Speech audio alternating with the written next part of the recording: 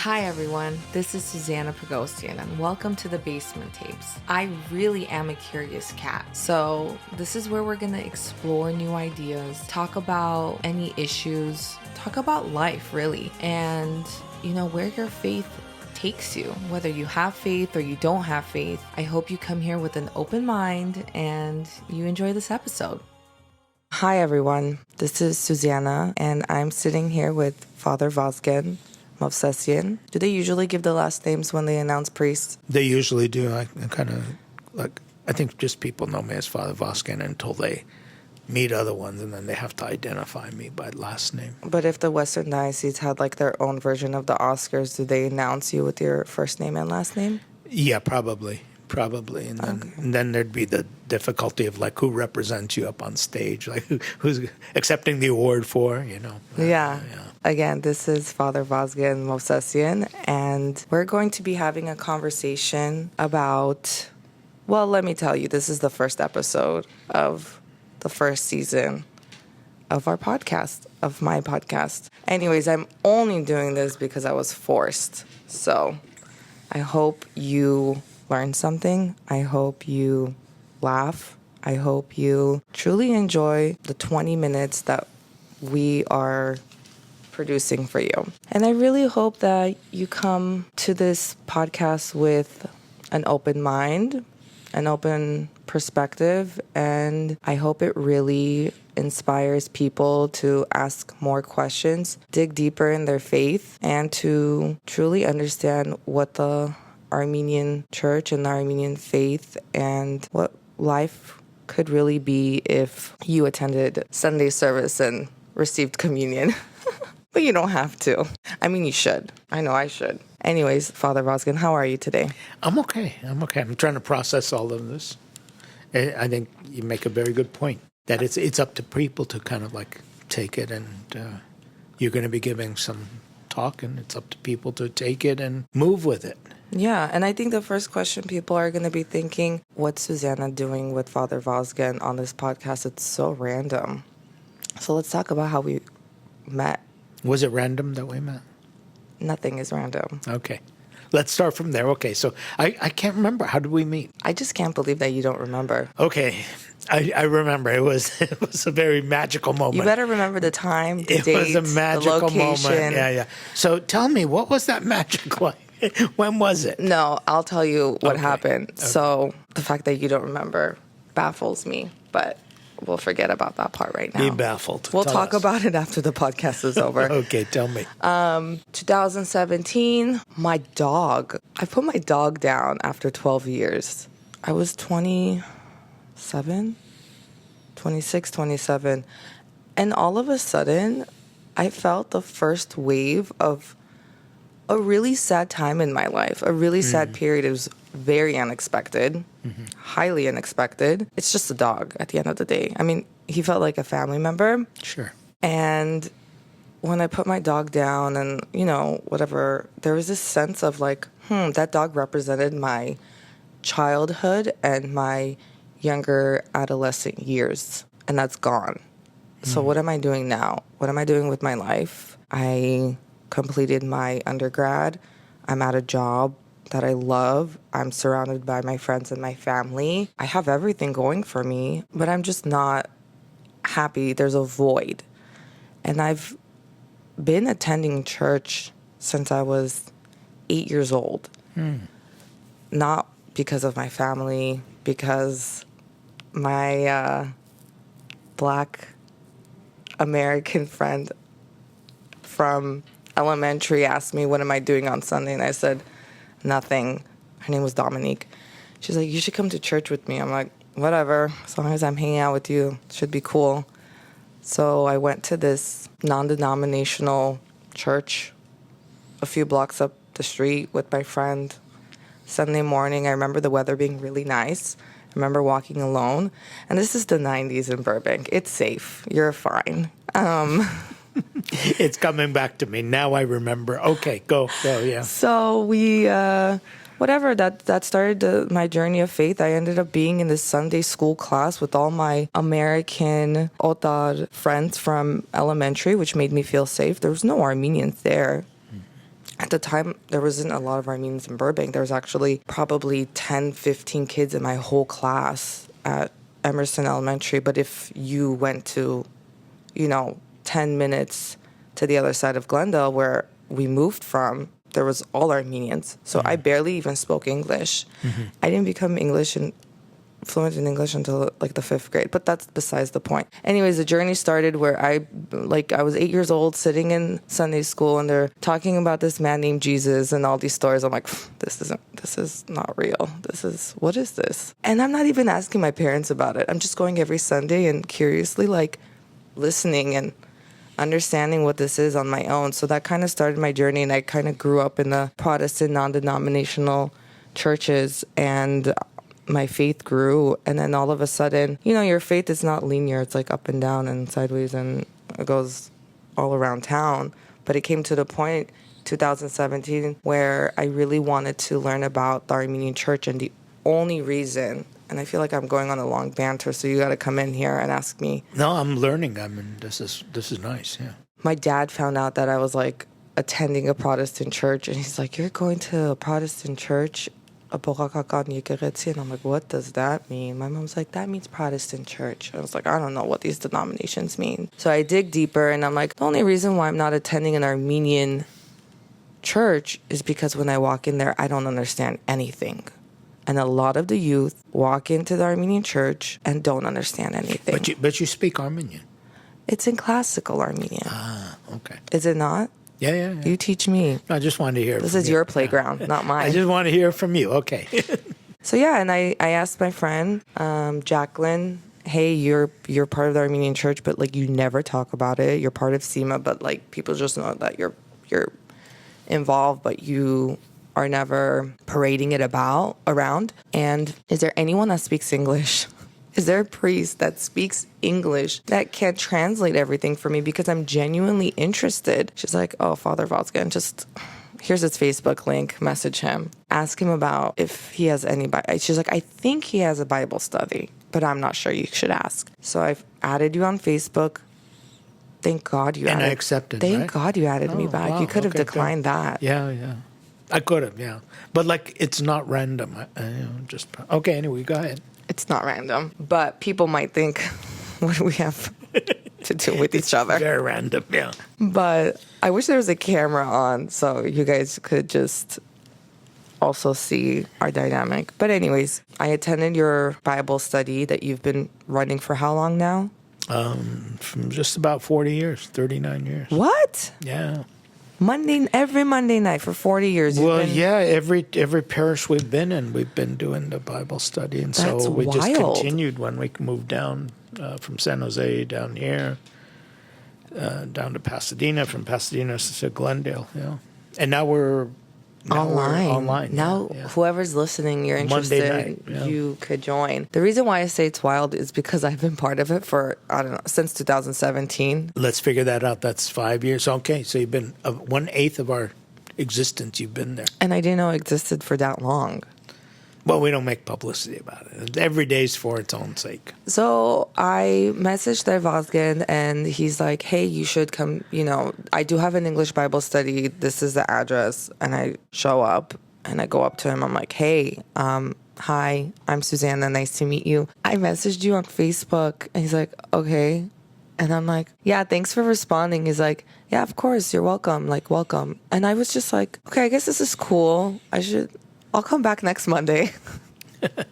But it wasn't like you walk in there, people are super sweet, they're nice, but it's not like the other churches, I'm sorry. Yeah. You walk into a non-denominational church right now, like up in San Francisco and LA or whatever, there's people greeting you at the front. Yeah. Hi, how are you? They care.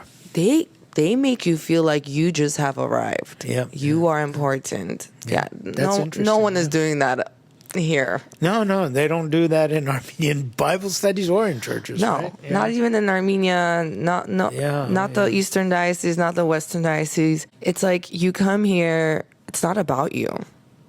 That's interesting. Yeah, it's not about you. Yeah. So that's how we met.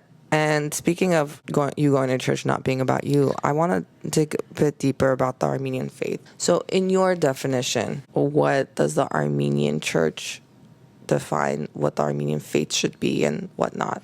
You know what? You came to that conclusion. And, when you said about, like, when did we meet? And I always go back to the days when you were collecting during COVID for the first responders. You were collecting for masks and other equipment. And I remember I was so impressed that here's a young lady within the Armenian church system that wants to do these outreach programs. And I bring this up because that's exactly what the Armenian church is about. It's not about you. It's about our world. How do I fit into the world? There are some, what we get messed up about is we think that it's about us. So I need better cars, I need better homes, I need better money. Hold on. Does that mean I can't get that G-Wagon? Probably. I offered it to you, but you use the money to support the first donate responders. It. Yeah. I'm still reconsidering that. No, because, at the end of the day, what do you, when you stand in front of God, what are you going to say? I got a G-Wagon, I got 2 cars, I got 3 cars. He's going to say, so what? I created all the ponies in the world. Is it okay if you do both? I don't know. I think it's okay until you lose track of it, and it's so easy to lose track. Once you get involved in material wealth, you lose track and sight of what's important in your life, because all of a sudden you start living for those things instead of realizing that those things are to support what you're doing. And so, if you've got a G-Wagon that you're going to fill up with medical supplies to take places and everything, that's really great. But you can do it, right, in a 1996 Ford pickup, too. But the G-Wagon's way more comfortable. See, that's where it goes. That's what happens. When you talk about materialism, let's talk about materialism within the Armenian community. You mentioned about material wealth. Mm-hmm. There's a lot of that within the Armenian community. Don't you agree? Oh, I think it's the number one problem within our community. Is that a sin? Oh, yeah.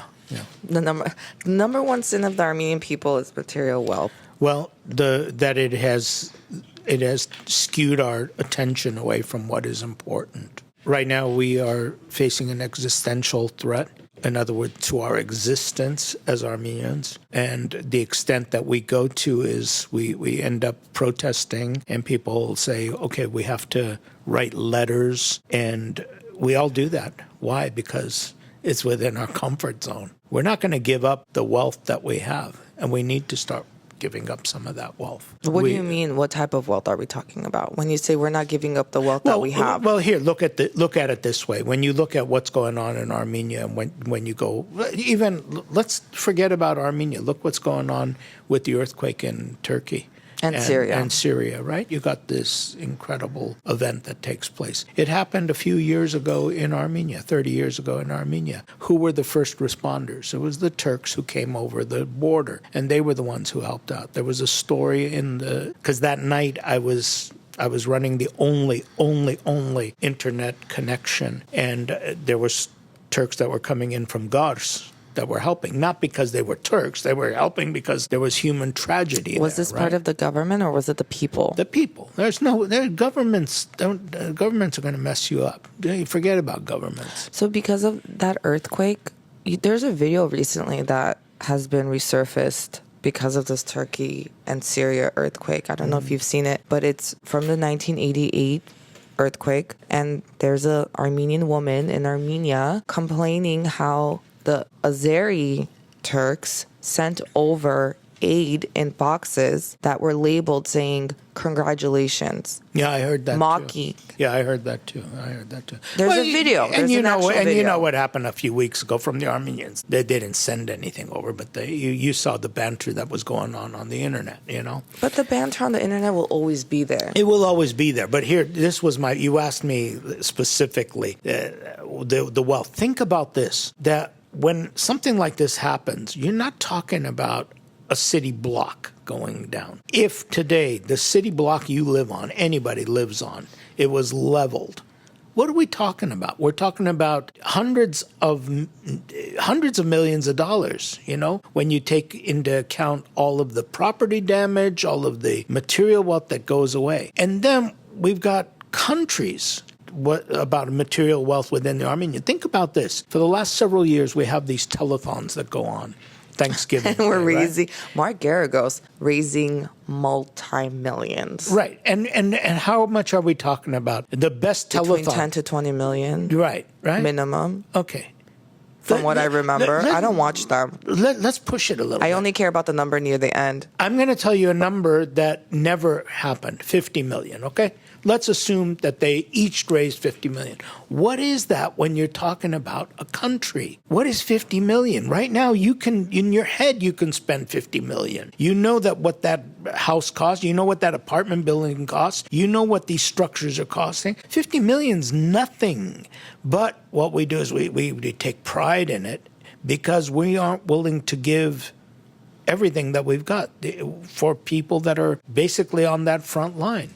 And I know you're going to turn and say, well, are you giving everything? No, I'm not. That's the problem. I was not going to ask you that question. No, I'm not. But that's where our conversation should be. The material wealth that we have over here is incredible next to what the needs are. I've been to Africa. I've lived in small little communities. I've lived out in villages. These people have absolutely nothing. But they're so happy. But they're happy. They're really happy. I sat with a bunch of Rwandans who think about this, the little wrappers that the gum comes in? Yeah. They took those wrappers. And made a dress. No, close. They made a little ball. And they were playing. They were more happy. And you know what it reminded me of was my grandparents who were genocide survivors, the small things that they had would make them very, very happy. No, I never saw them play with a ball made out of gum wrappers, but it was the small things that they were very happy with. We have everything. And we're not happy. Well, we are not happy, but we have stress levels. We have incredible difficulties processing all that. I mean, that's another thing. When you walk in an Armenian church on a Sunday, a lot of people, I should stop generalizing. I'm not generalizing. I'm just talking from my experience and my perspective. But also, I feel like a lot of people my age can relate to this. And that's why they're so turned off by the Armenian church, is when you walk in, people in the church are not everyone. I've seen people who are very happy here. But there's women and men who are just, you look into their eyes and I feel like they're not alive. Sorry. It's not funny, but it's just like, I get why they're here, right? They're trying to find their answers. It's like when you come to church, it's time for you and for your Father to connect. It's time for you to experience this multi-sensory 2 hours of the priest, the deacons, the scents, the sounds, the choir, the images. Those are all tools and ways of how the Armenian church celebrates and worships the Creator. Mm-hmm. But when people come in here, they come in here for various different reasons, and the youth is just so turned off that they come in and they're like, wow, the lady over here, she's crying. That's dramatic. The man over there is just like staring at everyone. That's uncomfortable. And I don't understand what the deacons are saying and singing. And I don't know what the kiss of peace means. I'm just saying we could do better of educating or providing an education of what these things mean when we come into the Armenian church and how we worship in order for it to be relatable. Why am I sitting here talking to you right now? It's because I put in the effort thanks to you. I promise you, I would not be sitting here had it not been for you being so open, so kind, so understanding of me and the generation that I grew up in, and you break down everything for me. And it took like a year for me to truly understand, oh, wow, the divine liturgy, now that's where it's at.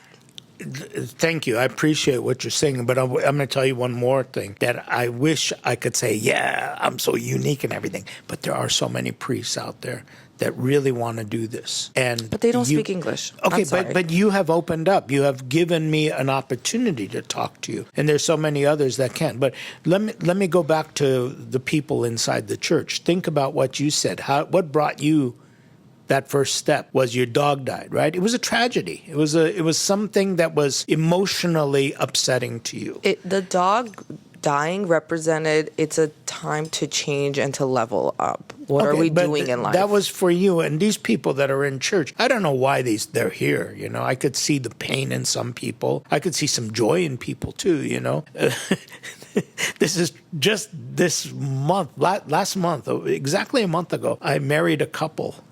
Would you believe every Sunday since their wedding, they have been in church. I love that. I love it too. Those are couple goals. I said, hey guys, didn't you go on a honeymoon? Well, no, we haven't.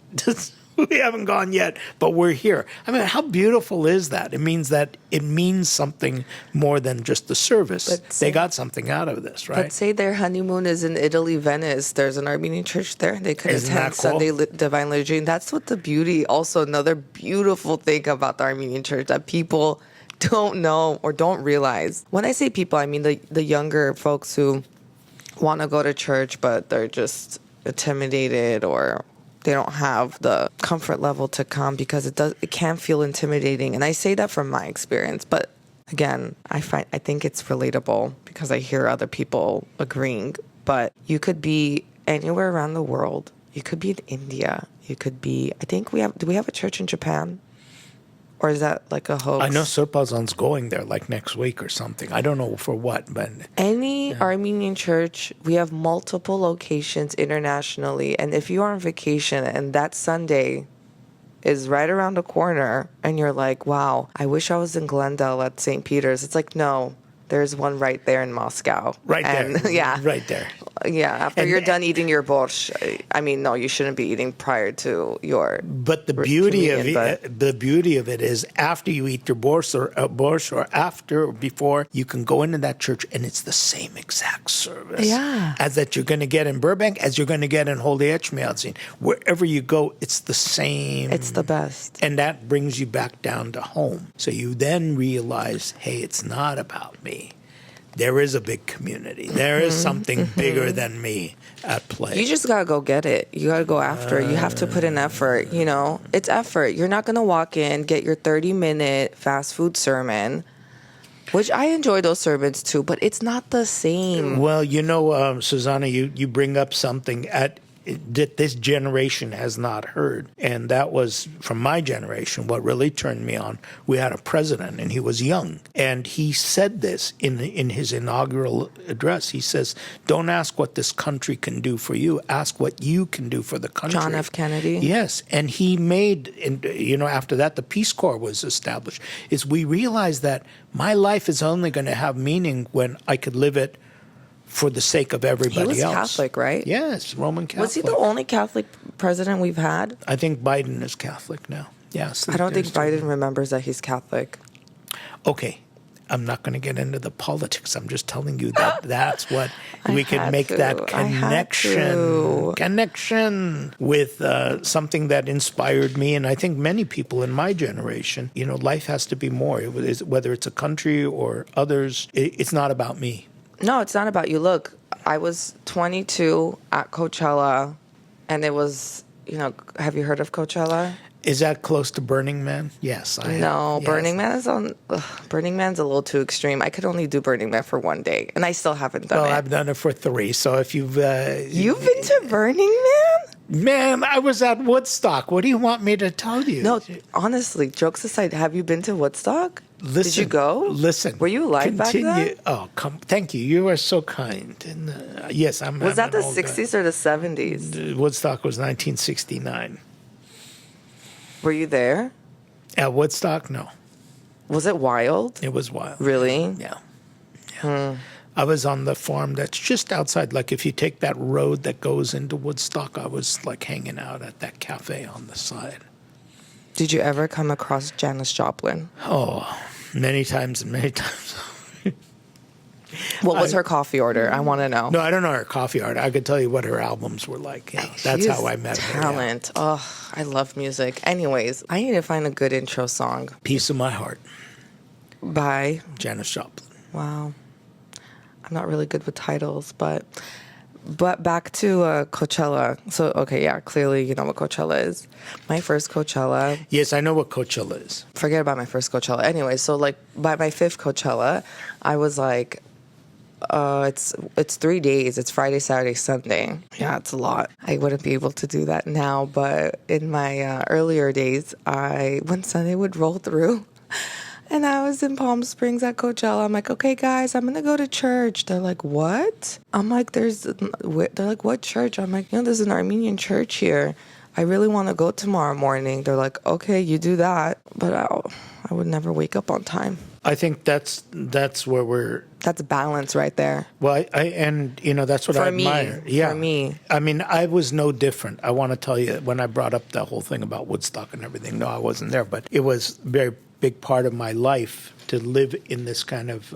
When I brought up that whole issue about Woodstock, it is because much of my life was like that. I belonged to the St. James Armenian Church in Los Angeles by the airport over there, and we would be out every Saturday night. We'd be at concerts and things like that. But Sunday morning, no matter what happened, it was just a matter of I don't want to say routine, but I just knew I had to be there, and I was at the Armenian church. It didn't matter if I was going on 1 hour's sleep or 10 hours of sleep. Never had 10 hours, but if I was on 1 hour or 5 hours or 6 hours, I was up and there. And it's not like to pat me on the back. It's just that was the balance in my life. That's what made my life work.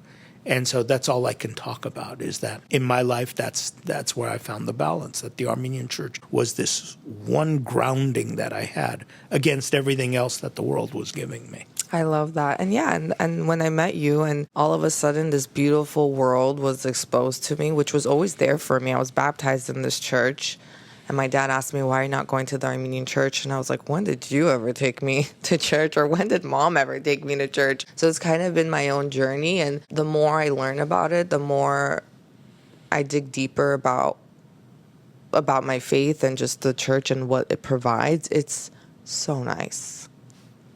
It's so nice. It's so grounding. So, like, for example, like, yeah, I could be out Saturday, and Sunday I'm in there. It's a totally different world, and it prepares you for the week. And also that receiving Holy Communion is like, it's medicine. It's medicine with whatever you're going through, whether that's physical, mental, spiritually. I love it. Yeah. And when that dog died, I went into this little pit, and when I met you because I needed something else. I needed a church where I just wanted to explore what the Armenian church could provide for me, right? That those are selfish reasons, but now it's more about like, that's not the reason anymore. I'm so enamored and truly, truly curious about everything about it. And it's been 5 years, and I feel like I'm only scratching the surface. And I think it's just beautiful that you want to do this kind of a podcast, because it's one thing when I get up and I preach to people, but you are just like a living example of somebody who is searching and finding something. And I think that's a story that's being told through this podcast. So Definitely. Thank you for having me here. Oh my God, thank you. Will you come back?